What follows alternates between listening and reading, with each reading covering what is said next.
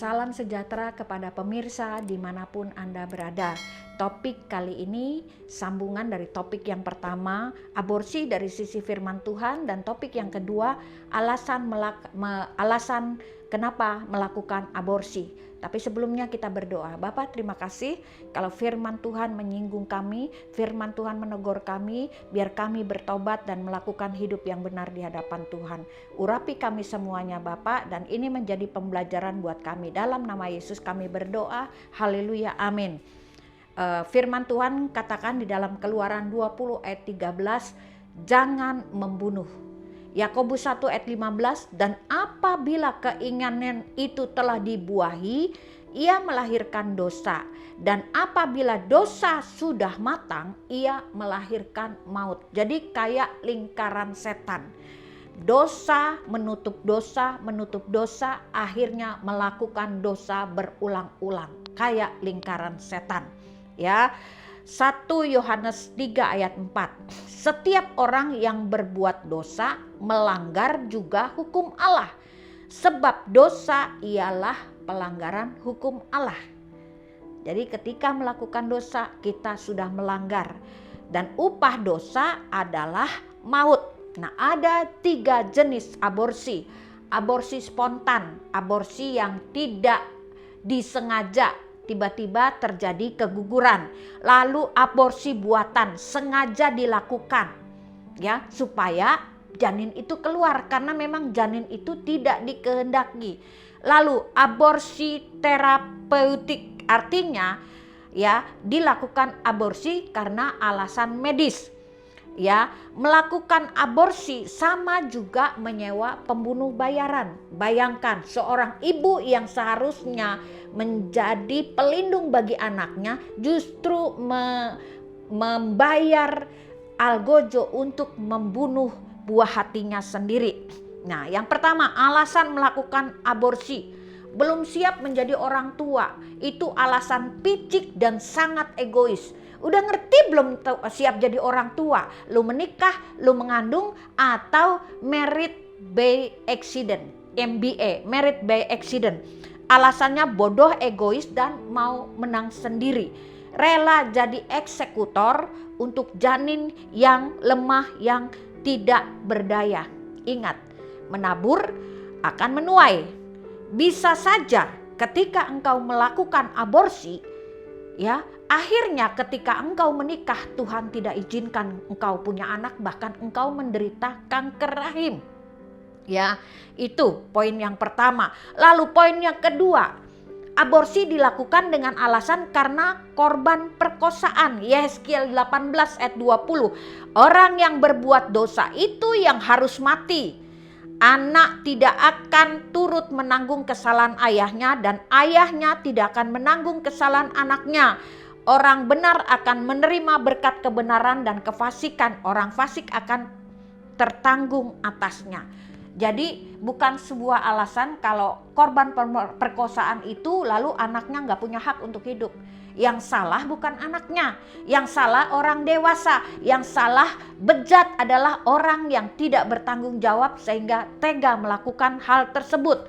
Saya pernah ingat kasus Mei, waktu itu saya sedang mengikuti acara kerohanian dan saya masuk dalam kelompok para wanita dan temanya adalah tentang hak hidup seorang anak. Di situ dibahas tentang korban kerusuhan bulan Mei.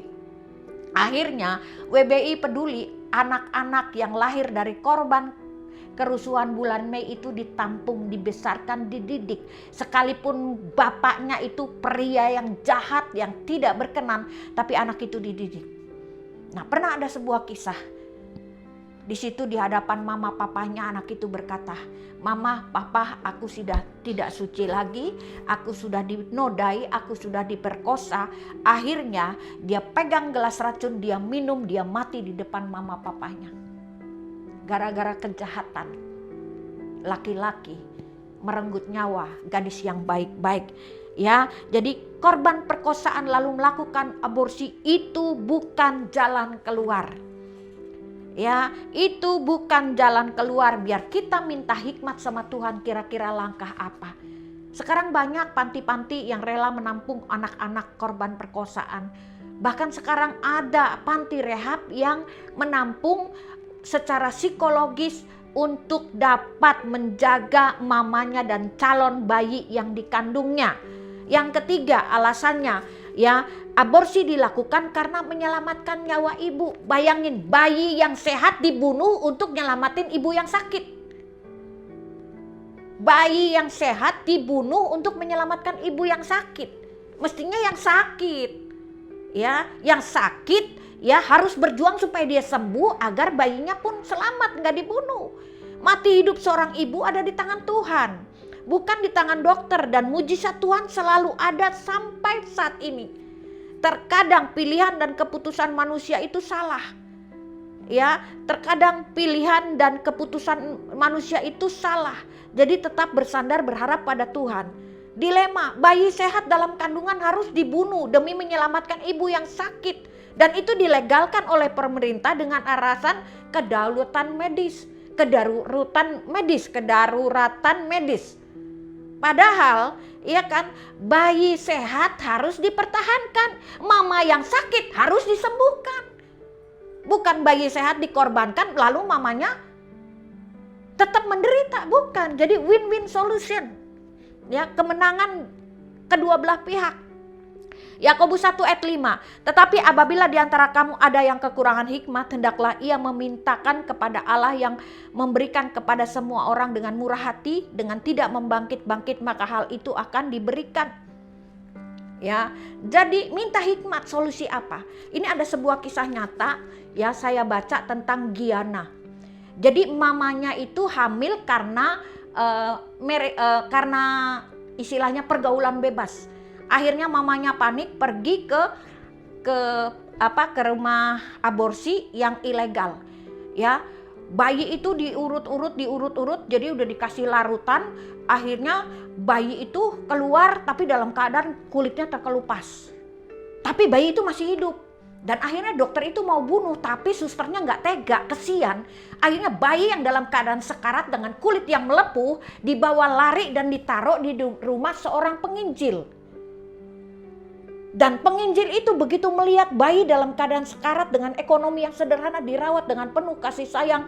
Dan Giana, gadis itu dioperasi berulang.